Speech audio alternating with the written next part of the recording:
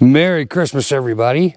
Hope everybody had a fantastic day with family and friends and that Santa brought you everything that you were asking for. In case you didn't, hey, you know what? There's always Amazon. So, we got started on the build yesterday for the Gladiator. Come on, let me show you what we got done.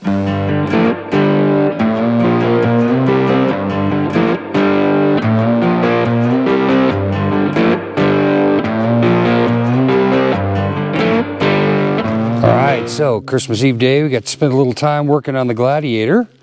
So I wanted to kind of show you what we got done yesterday. So the first thing you can see we got done is we got the new rack installed.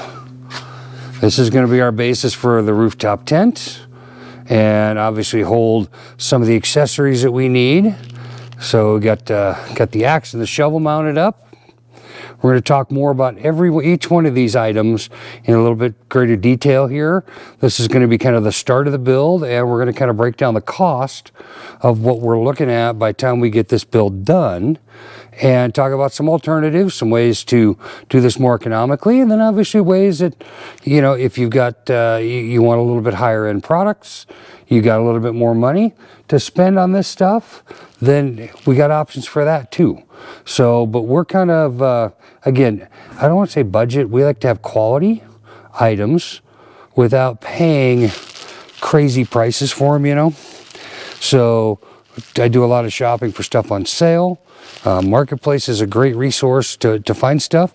So let's get into it here. First thing I wanted to talk about was mounting your tools, mounting stuff to your rack, to your vehicle. So I love these quick fists. These things are great. We use these in the fire service. We use them to mount Halligan tools. We use them to mount axes, shovels, all kinds of stuff to the outside of the rigs. They're a flexible rubber, extremely durable, extremely tough, used in the military, used in the fire service, and they're like 12 bucks a pair. So very cost effective. You can size them to fit different items here. So shovel nice and round, the axe is a little bit more oblong, gets bigger as you come down here. Holds it all great.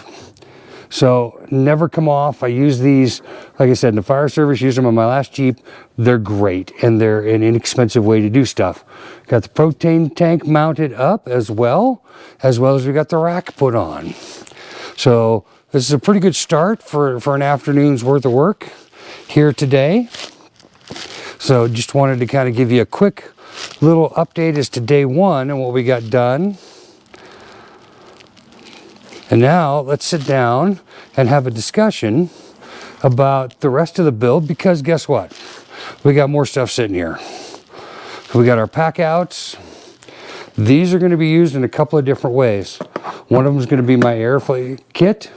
So going to have my 4-tire air inflation hose system in there.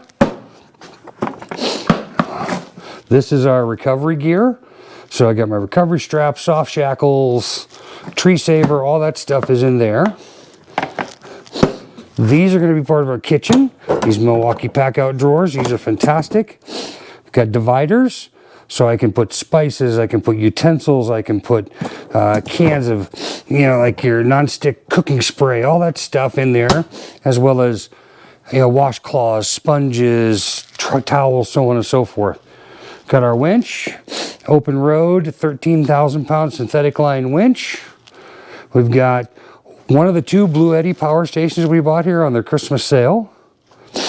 This is a small one for in the tent. It's got wireless charging up top, 268 watt hour unit, 600 watt inverter in it. Good selection of ports. So I've got 12 volt, I've got 110s, and I've got 3 different USB ports. It'll charge off solar, 12 volt or shore power. So this is the Quick Fist package. So if you're looking at Amazon, you want to find these, this is what the product is. These are our totes. So pick these up from Home Depot. So there's latches all the way around. There's 6 latches on these. They're weather sealed. They're pretty durable.